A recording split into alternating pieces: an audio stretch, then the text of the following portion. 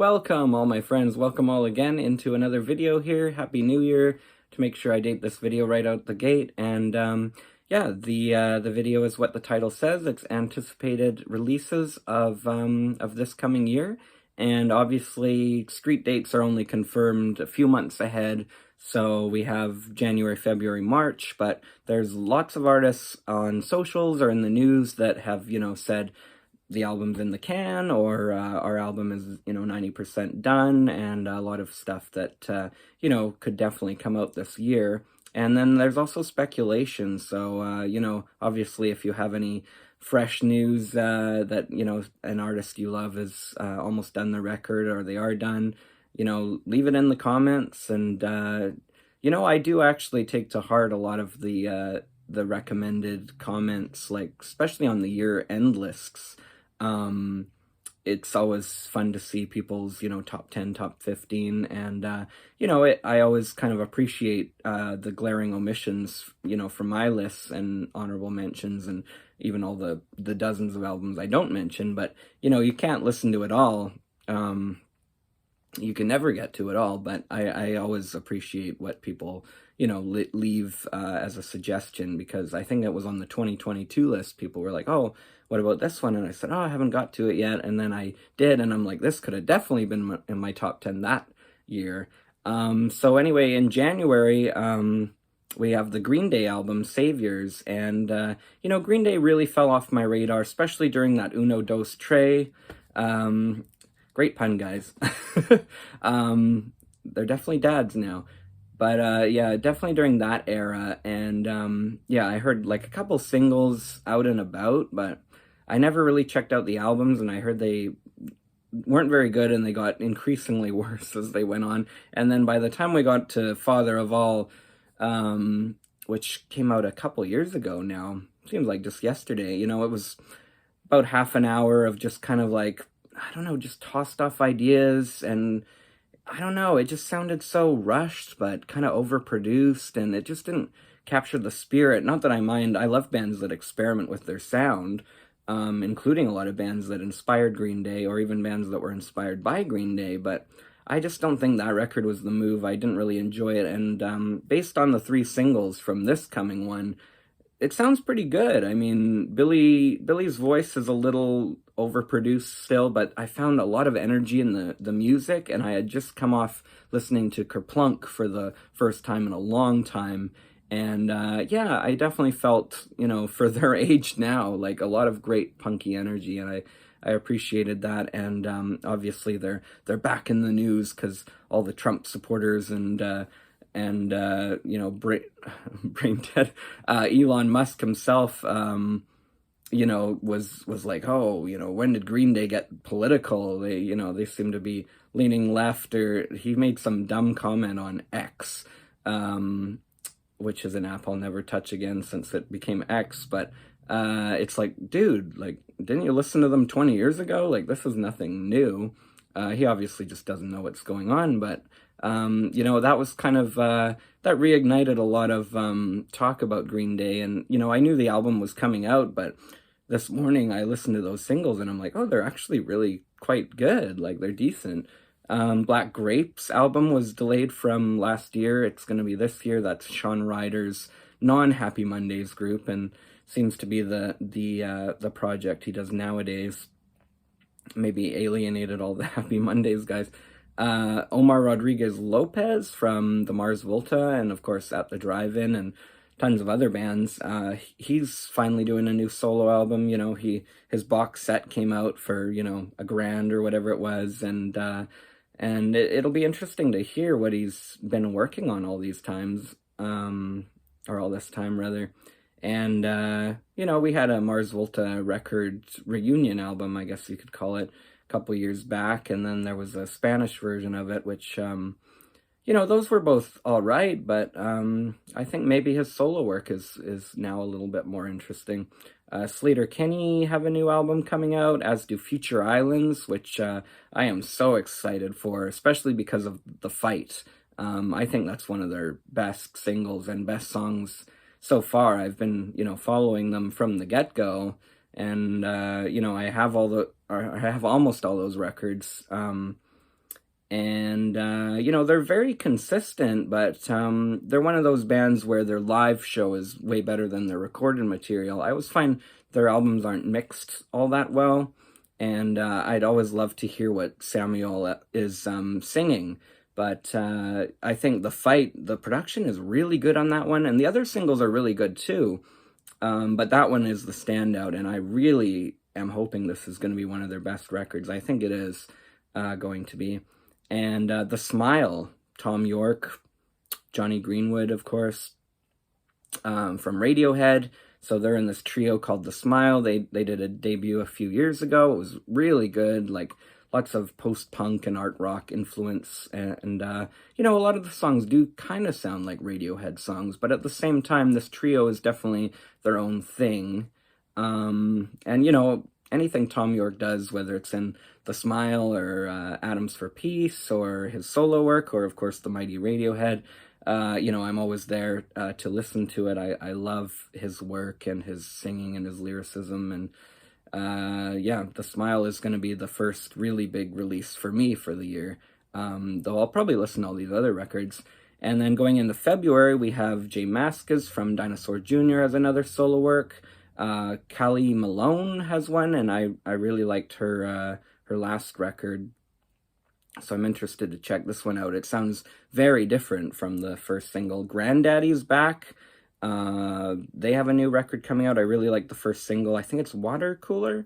Anyway, that's a really good song, and I think there's at least one more single out now. Steve Hackett has a new record coming out.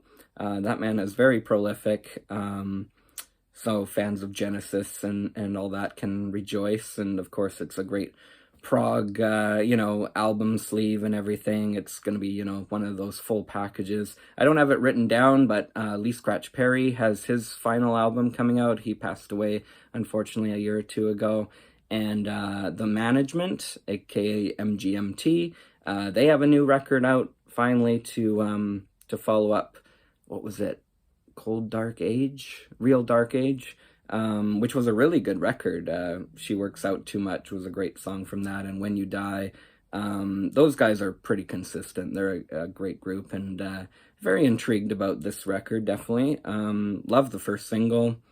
The cover art's kind of intriguing.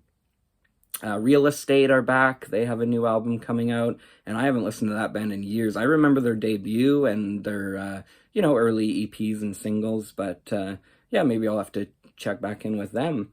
They definitely have their own, you know, style. They're kind of like the Sea and Cake, where every record definitely sounds like them, but they don't really sound like other bands too much. There's some Pavement influence in that, but they're an interesting band for sure. In March, Bruce Dickinson has one coming out. Obviously, if you don't know, he's the frontman of Iron Maiden, and it's nice to see him active after his health scare about a decade ago there. And, you know, I don't know if you guys do, but I love the last couple Iron Maiden records. I know that they're generally a little slower, especially the double album, but yeah, I thought it was great material, and we'll see what Bruce has for us in his solo work. And Judas Priest are still going. Speaking of Maiden, Priest, and their last one was very well received. I'll definitely have to check out this one. I haven't listened to a Priest record in a long time. Jesus and Mary Chain have one coming out. Sum 41, which I've kind of been doing this kind of retrospective thing, though I kind of got stuck on Underclass Hero because I definitely... I mean, I hated it when it came out, but I definitely liked it a lot more now, but I'm kind of struggling to know what to say about it as opposed to the ones that came before where, you know, there's more of a backstory, and yeah, I'm really interested to, because I'll hear the newer albums than Underclass Hero leading up to this Heaven and Hell, or Heaven X Hell, it's stylized. Not sure why they used the text they did on that album sleeve, but I think the material's going to be good. The two first singles are good. They have the Heaven aspect in one of them and the Hell aspect where they do the heavy stuff. And the Heaven one is pop punk, just like a lot of their earlier records. And then in April, there's no date for this one yet, but Brian Eno has another collaborative record that he's doing. And then I just jotted down a bunch of confirmed with no date releases or kind of speculation, though these have all been somewhere confirmed by the artist generally. Elton John apparently has something coming out. 311 have a new album, which they're just finishing like right now, and I couldn't be more excited than a new 311 album. I always credit that band for pretty much saving my life. Besnard Lakes, one of my favorite Canadian exports. Broadcast have a demos release coming out. That'll be really interesting. Obviously, Trish passed away, I think it was like a decade ago now, but it's really cool that there's still some stuff in the vaults to listen to. Jack White just confirmed that he's doing something. Collective Soul said they're doing Here to Eternity, it's going to be called, and they're celebrating their 30th year as a band, and if it's as good as the last couple records, I'm there for it. They also said a year or two ago that they had another album coming out called Chill, which is probably a working title, so I doubt they'll get both out, because that band always says they have like 3 records in the can, and then they all come out like 3 or 4 years apart from each other. David Gilmour, who I thought was pretty much retired, I thought Rattle That Lock was going to be the last album, and that was going to be the last tour. He's got an album coming out this year. Incubus are re-recording Morning View, and it was supposed to come out last year. That's hopefully coming out this year, unless they kind of chicken out. I know that when Lizzo joined them at a show like 2 months ago or so, there was so much backlash, and I really hope she's not a part of that beautiful final song on Morning View if they re-record that, because, you know, these re-recording records are interesting, and, you know, they're never as good as the original. Obviously, that Roger Waters one got a lot of hatred. I didn't really mind it. I definitely saw what he was going for. It's not there to replace the original, but, you know, artists have been re-recording their own stuff for a long time. Neil Young had a record coming out in December that I thought was actually really good. Old Man Neil singing a lot of his deep cuts. It was great, and Bob Dylan did it last year too. So I'm really interested as an Incubus fan, and Morning View being one of my favorite records by them. You know, definitely second or third. Loved that album.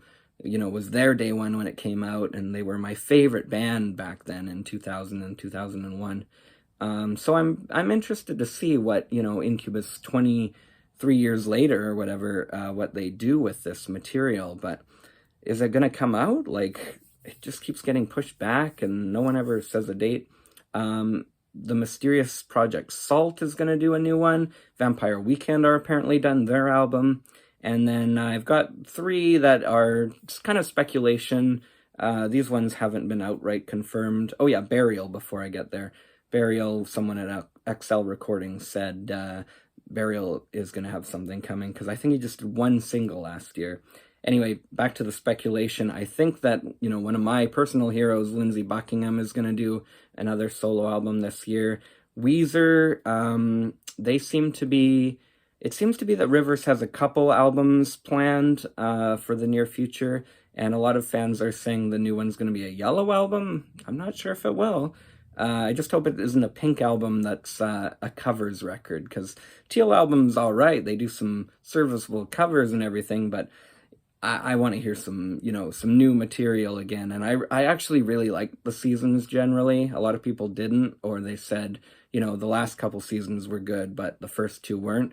I actually like it all. I'll agree that spring was maybe the weakest, but yeah, I mean, it should be interesting. I mean, I'm always there for more Weezer, and if they do 2, I doubt it'll come out in the same year, but if they have 2 records, what about a Grey album? You could get Jay-Z to rap on it, or play some Beatles covers. No, I'm just kidding. Though that would be cool too. And then Churches, I think maybe Churches might do something, though they might have it on hold because it seems like Lauren Mayberry is doing some solo stuff. So even if we got a solo record from her, that would be pretty cool. And yeah, if you want to drop any other speculation guesses as to who might release an album this year, you never really know. Stuff gets pushed back. Artists say they have an album in the can, and then it either never comes out or it comes out 2 years later. You never really know. especially in the rap game. Like, we won't mention Playboy Cardi because it's like his fans are going, is that ever going to come out? So yeah, anyway, it'll be a very interesting year either way. And, you know, anyone that said last year's a bad year for music, I mean, I'm still trying to catch up on all the great new music that was coming up last year. And now I'm thinking about this year, you know, us music fans are always drowning in music, but if you're drowning in great music, like, hey, you can't really complain, can you? There's just not enough time to listen to it all. So thanks so much for watching, and catch you in the next video. Peace and love, everybody.